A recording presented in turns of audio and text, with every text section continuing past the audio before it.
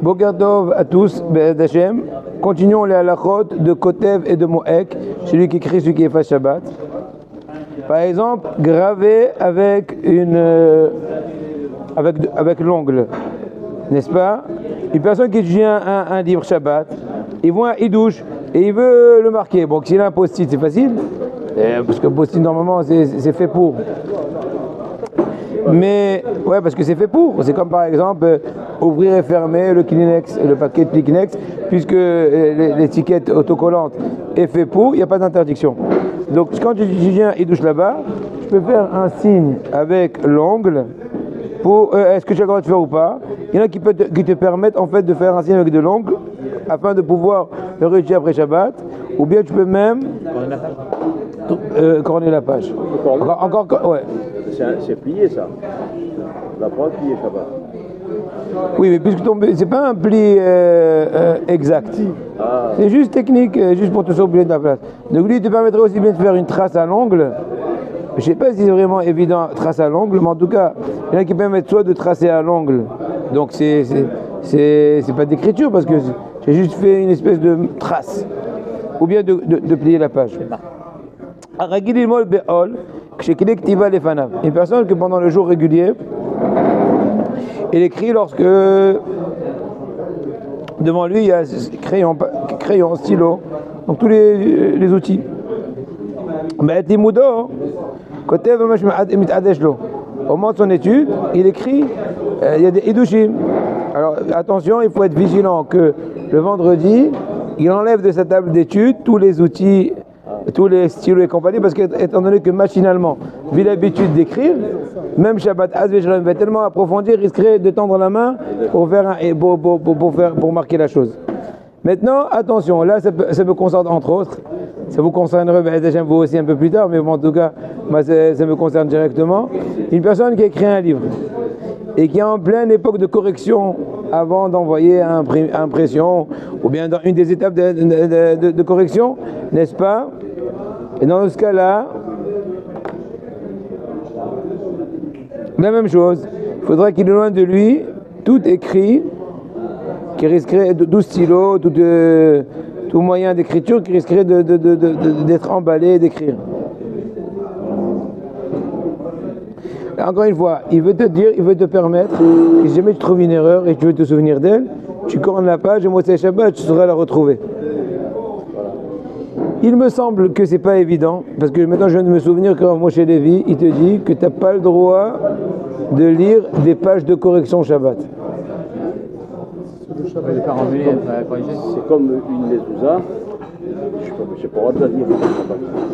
A priori, parce que tu vas être... oui, voilà. Parce que tu vas être emballé la main, tu dis que tu vas donner de tous les moyens. Et bon, dans ce cas-là, ici, quand ils sont loin, quand ils sont pas loin, quand tu te rappelles, tu devrais rappeler. Donc c'est une chose encore à revoir.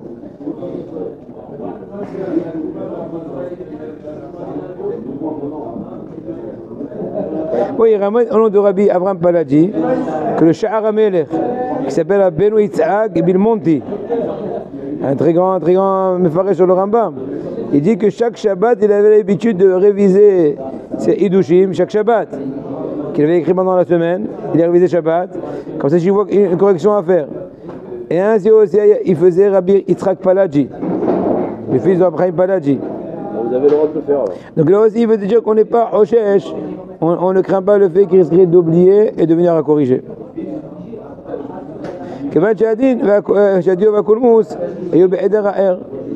Étant donné que, on va dire, son encrier et sa plume, mais aujourd'hui, c'est stylo, c'est dans un autre endroit, on n'est pas Oshesh.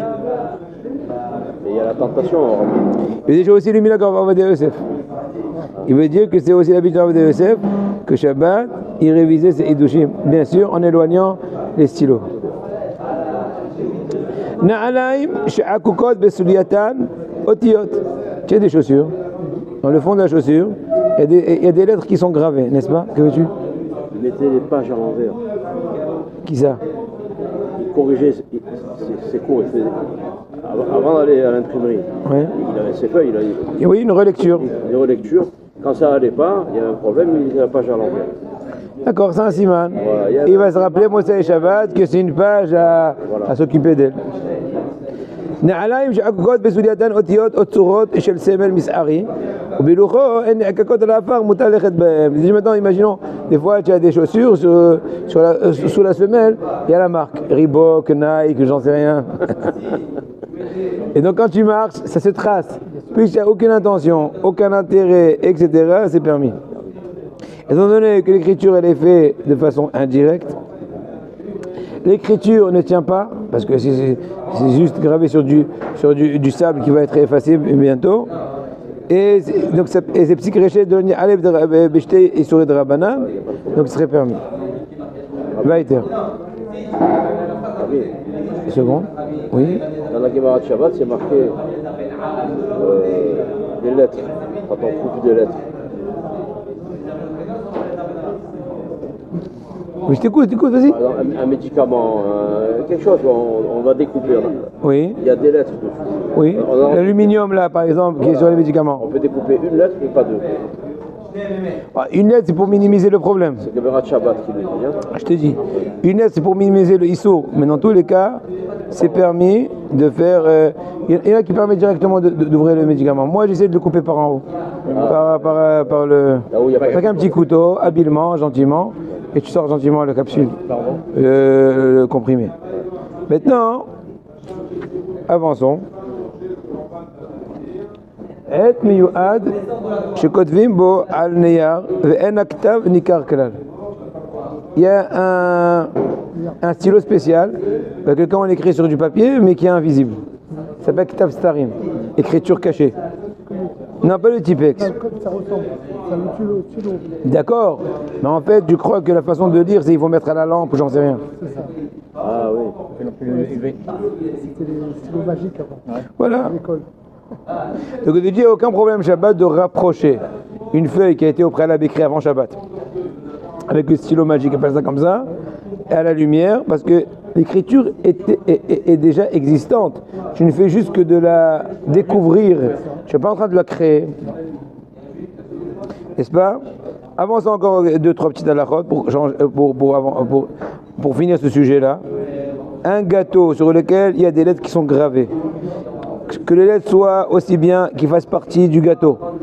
Ils sont des fois en relief, ou ils sont gravés. Bien que ce soit fait en crème ou une partie du gâteau, lui il veut permettre dans tous les cas de couper le gâteau et de le manger. Il n'y a aucune interdiction d'effacer. Il y en a qui sont plus mahmirim que si les lettres elles sont, comment dirais-je, en relief, il y en a qui sont plus mahmirim. Bnei Ashkenaz, Nagul Ahmir, voilà, les Ashkenazim dans tous les cas, ils ont l'habitude d'être plus scrupuleux dans les lettres qui ont été écrites sur Ougat Crème, chez Chevran Beyadaïm et la BP de Harila. Donc si tu manges, tu croques un gâteau sur les lettres en crème, il n'y a pas de problème. Mais venir les couper au couteau avant de les manger, eux ils seront plus mahmir. Imayuk Tuvot Otiot Al Yadav. Des fois il y a des lettres qui sont écrites sur ta main, je sais pas moi, tu t'es griffonné les mains avant Shabbat. Tu n'as pas le droit de les nettoyer pendant Shabbat parce que tu es en train d'effacer les lettres qui sont gravées sur ta peau.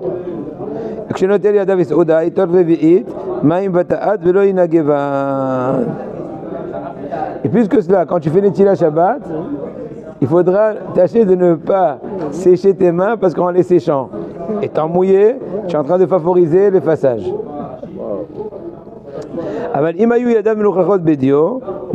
Si tes mains par contre sont sales d'encre, ils ne sont pas écrits, il n'y a pas des lettres qui sont marquées, ils sont sales d'encre, dans ce cas-là tu peux les nettoyer directement. Et dans ce cas-là, ça ne s'appelle pas que tu es en train d'effacer, mais de nettoyer. Avançons chers amis. C'est bon pour les lettres, mais pas pour le... Avançons chers amis, que dis-tu? Ça concerne les lettres, mais pas la salissure. Oui, quand il se salit. Muta nakot dikhlour beneyar katouv.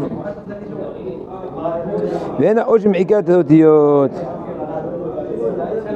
Des fois tu as un papier sur lequel il y a des lettres et tu veux l'utiliser pour essuyer. Dans ce cas-là, il veut te dire qu'il n'y a pas d'interdiction d'utiliser ce papier pour essuyer, mais qu'en fin de compte, les lettres du papier essuyant vont s'effacer, étant donné que ton intérêt n'a aucun rapport avec ça, donc ce serait permis. Il y a des serviettes en papier il y a marqué Chag Sameach, il y a des écritures dessus. On peut essuyer la table avec ça. Ce qui veut dire, selon cet avis-là, ce serait permis. Ben Hashem, Hazak ou Baruch. C'est à la faute.